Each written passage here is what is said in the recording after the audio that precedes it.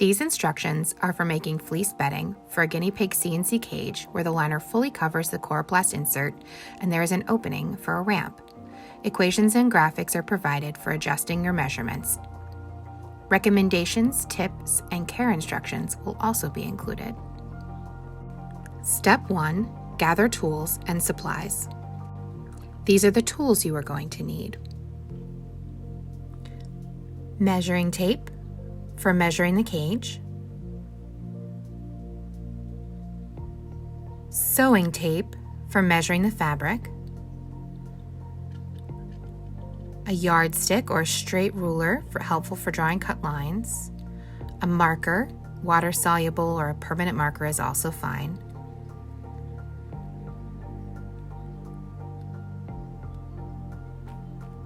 Fabric scissors. Pinking shears can be helpful for accent fabrics that will fray. Fabric pins or clips. I recommend these long flathead quilting pins.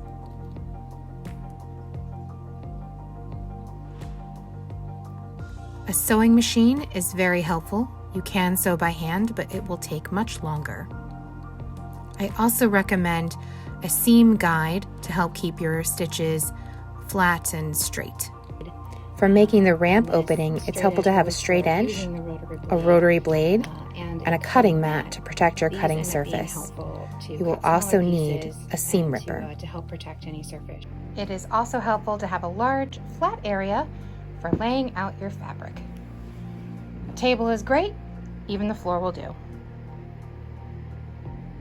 These are the supplies you will need. The main supply that you need is fleece fabric. We'll discuss the yardage in a moment. You can optionally have an accent fabric, and we'll discuss that yardage too. You want to have some thread that matches your fabric. The stitching will largely be concealed in the final project, so the color doesn't really super matter, and a plain white will do. You probably do want 100% polyester thread to match the 100% polyester fleece. When using fleece bedding for guinea pigs, the most important thing is to have an absorbent layer under the fleece. I recommend U-Haul brand furniture pads, either 2 or 4 layers underneath the fleece. You can also use things like Zorb fabric. You could use a waterproofing mattress protector, and even bath towels will be fine under the fleece. To help me with my ramp opening on my cage, I use this Velcro brand Sew On and Sticky Back Velcro. Part of it gets sewn to the liner and the other part is stuck to the cage. Step 2, measure and calculate to determine your fabric needs. Measuring your cage. Measure the length of your cage insert.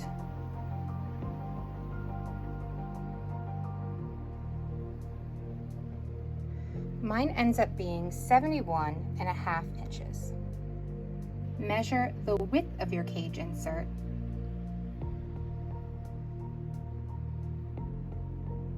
Mine is 28 inches. Measure the height of the sides of your cage. Mine are 6 inches. Measure the opening for your ramp. In this case, my opening is also 6 inches. Calculate your fabric needs. Add your preferred seam allowance, twice to the measurement for the length, twice to the measurement for the width, and once to the measurement for the height. The coroplast thickness is negligible. So because I prefer a 1/2 inch seam allowance, which is what I have my seam guide set to here, to my length of cage, I've added another inch. So my total length is 72.5 inches. To the width of my cage, I'm adding another inch. So my total width is 29 inches. And to the height of my sides, I'm adding a 1/2 inch. So my total height of the sides will be, and doubling it, so that it goes up one side and down the other.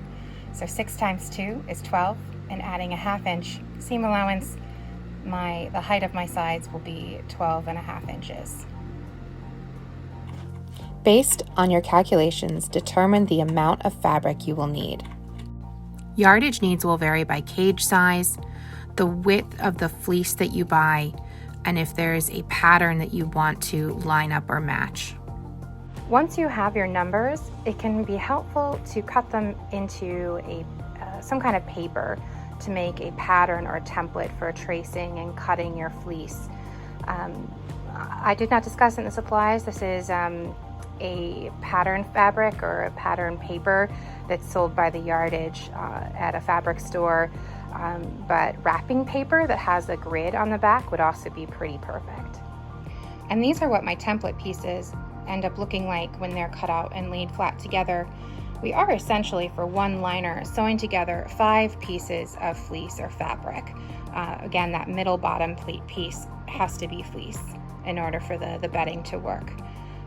But so this big piece is my cage width by my cage length. And the piece at the top there is my cage width by my cage height. And the piece on the side here is my cage height by my cage length again. And I have my seam allowances added so that I have enough for sewing. And I like to cut out 2 of the base, and then I cut out 4 of the shorter side pieces and 4 of the longer side pieces, so that I'm making 2 liners at the same time. That's so one can be in the cage while the other one is in the wash. Based on my cage measurements and knowing that I will buy fleece that's at least 58 inches wide, I've developed this cutting guide to determine how many yards that I need for 2 cage liners. I need a total of 4 3/4 yards of fleece, or if I'm using an accent for the sides, I need 2 yards plus about 1/2 inch for the bottom, and 2 3/4 yards of the accent fabric. Based on my cage measurements, I know that I can cut 1 U-Haul brand furniture pad into 2 absorbent layers. So I buy 2 furniture pads to get 4 absorbent layers. Step 3, pre-wash your fabric. Before cutting any fabric, make sure to wash and dry your fleece at least 3 times. Wash, dry, wash, dry, wash, dry. I also recommend adding about 1/2 cup or a cup of distilled white vinegar into the wash along with your detergent. It helps break down the sizing, the stiffness they use in manufacturing the fabric materials. Any accent fabric that's not fleece and your U-Haul pads also need to get washed at least and dried at least once before you cut them. Step 4, lay out and cut your fabric. Here's my cutting guide one more time. Now I'm going to cut 2 bottom pieces out of a long length of fleece. I've folded my fleece in half. Again, this is pre-washed. I folded my fleece in half. I tried to make sure that one edge matches the other as exactly as I can without stretching or pulling. And I have it folded in half. And I'm going to simply cut here and then just a little bit of selvage on that edge. And then I will have 2 bottom pieces ready to go. That's 1 bottom piece, 2 bottom pieces. Repeat this cutting step for your absorbent layers. You need at least 2 layers under each fabric liner.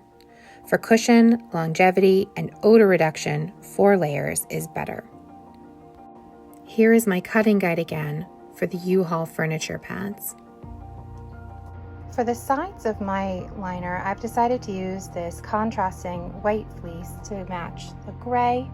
I would not use white for the bottom of the cage. It would look gross immediately, but I think wrapping up and across the sides of the cage should be fine. So we're gonna give it a shot. So with my pattern here right up against the top edge, I've actually cut that nice and straight. I have folded this 3 times, washed, dried, long piece of fleece as flatly as I can in half without tugging or stretching or making too many folds. And this is a case where actually a nice yardstick and a marker would be just as easy as the pattern piece for these edges. But since I have my nice template here, I'm just gonna go ahead and cut.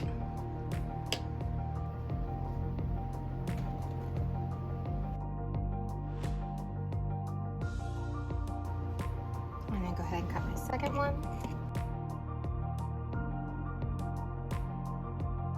All right, only a tiny bit of selvage, and I have 1, 2 end pieces cut to go with one back or bottom, and 1, 2 end pieces cut to go with the second bottom. And now we'll work on the length.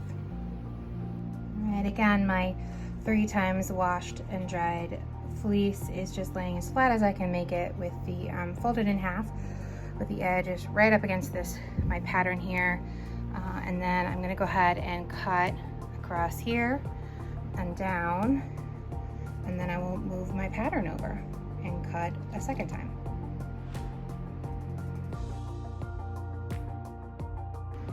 All right, I've moved my template over, my pattern over, and believe it or not, this is gonna be my last cut, and then I will have all the pieces cut out and ready to pin. All right, after just a little bit of cutting to this bottom and 2 short side pieces, I now have 1, 2 long pieces for that one, and 1, 2 long pieces for that one.